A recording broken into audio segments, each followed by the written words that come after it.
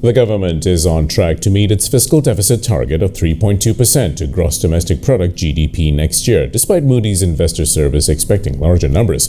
Chief Economist, Fiscal and Economics Division, Ministry of Finance, Dr. Sivabalasingam Veerasingam, said the target could be achieved despite an increase in development spending to mitigate the slowdown in global demand.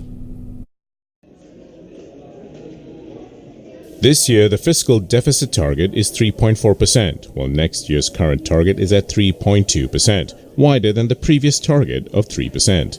If you look historically, we have never, historically for the last 2 years, you observe that we have never missed our targets. All right? We have never missed our targets. And this year, we are supposed to 2019, the deficit is 3.4%. And it looks like we will achieve that target. He said all the efforts were taken to stimulate the economy and ensure the government would reach the targets. Development expenditure such as construction-related projects like hospitals, schools, railways and others have high multiplier effects because they benefit more businesses, usually the small to medium companies.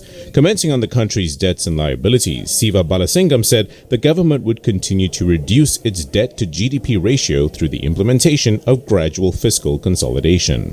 The government is taking efforts, all right, to reduce this level over time, at least to reduce the debt to GDP ratio over time. Of course, we cannot reduce it immediately. All right, we cannot reduce it immediately because then it will have economic consequences on economic growth. But over time, efforts will be taken to gradually reduce this debt and liabilities. As at end June 2019, the federal government's debts, excluding liabilities, stood at 799.1 billion ringgit, or 52.7% of GDP, and still below the self-imposed limit of 55%. As an emerging economy, Malaysia has a relatively manageable level of debt and financing needs.